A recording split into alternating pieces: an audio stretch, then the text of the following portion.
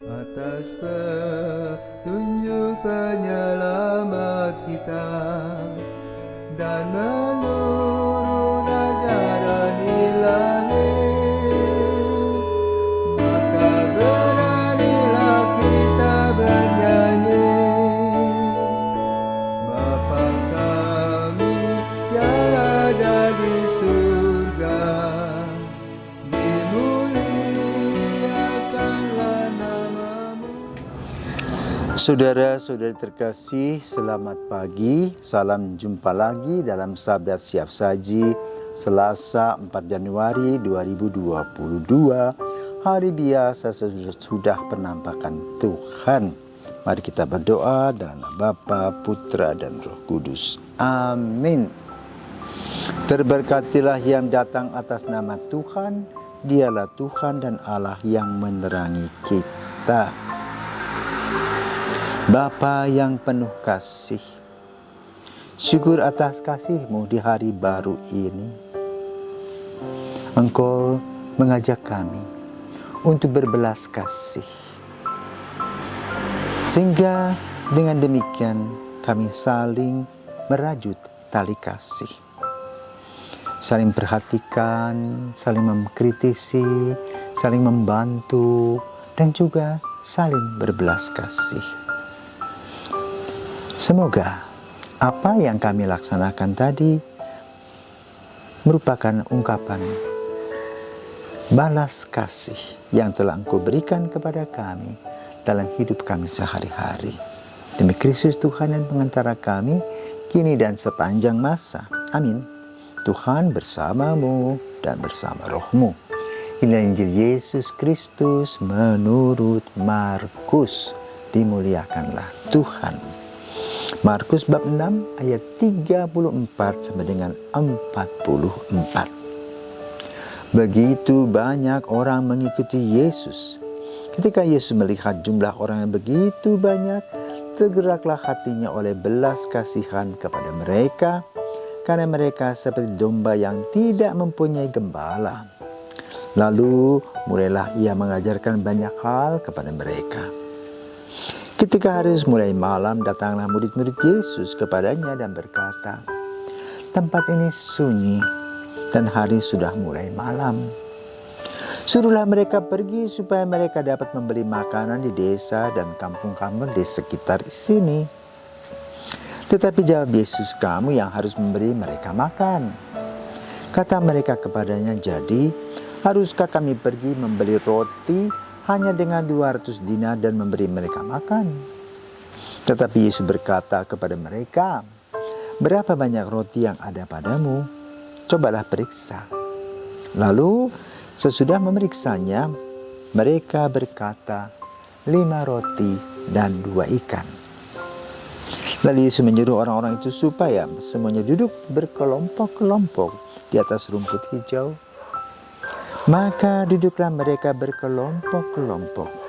Ada yang 100, ada yang 50 orang. Setelah mengambil 5 roti dan 2 ikan itu, Yesus menengadah ke langit dan mengucap berkat, lalu memecah-mecahkan roti itu dan memberikannya kepada muridnya, supaya dibagi-bagikan kepada orang banyak itu. Begitu juga ikan itu dibagi-bagikannya kepada mereka semua. Dan mereka semua makan sampai kenyang. Kemudian orang mengumpulkan potongan-potongan roti 12 bakul penuh, belum termasuk sisa-sisa ikan. Yang ikut makan roti itu ada 5.000 orang laki-laki. Demikianlah sabda Tuhan.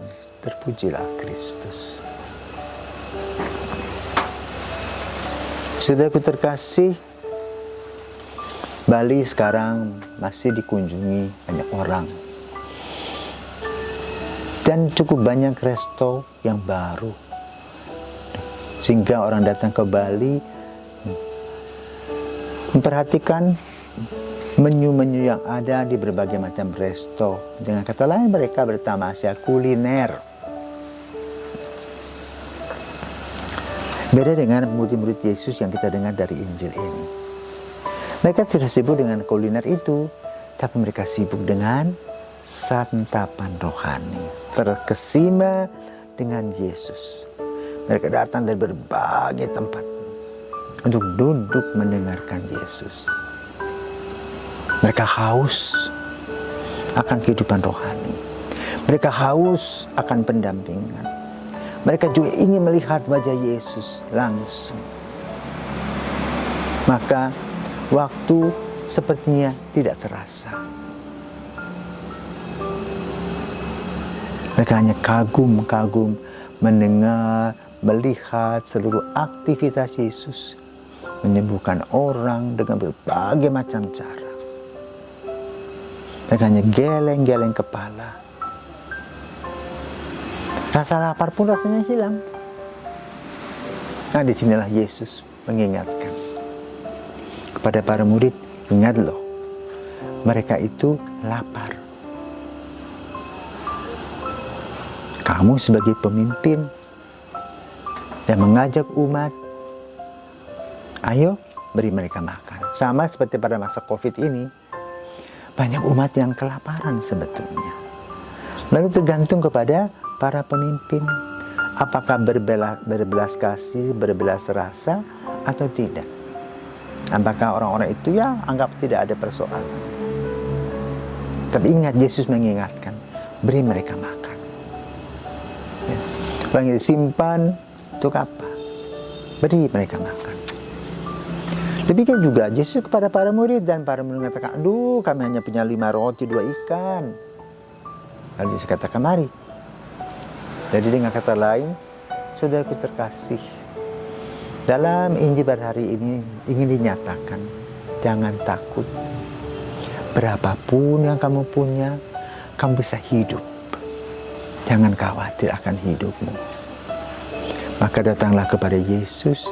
Yesus memberkati semua kinerja kita, walaupun pada masa pandemi ini. Dia akan memberikan kepada kita kelimpahan.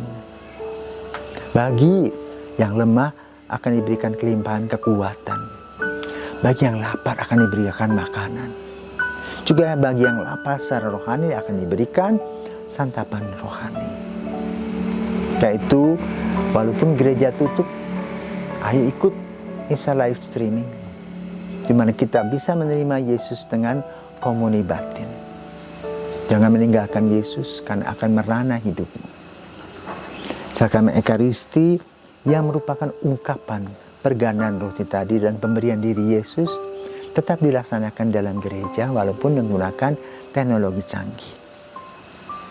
Berdasarkan refleksi dalam Injil Markus pada hari ini, perganaan roti adalah gambaran di mana Tuhan senantiasa memberikan kepada kita rezeki secukupnya dari hari ke hari, dan kita tidak pernah kekurangan kalau kita percaya dan kalau kita mau bekerja. Maka ada satu rumusan, ya. Tutup mulut, tutup mata, tutup telinga, buka hatimu kepada Tuhan, dan bekerjalah sesuai dengan kemampuanmu dengan cukup rajin. Maka Tuhan akan menggandakan berkat-berkat-mu dan akan berlimpah ruah kelebihannya. Percaya? Mari kita laksanakan. Tuhan memberkati.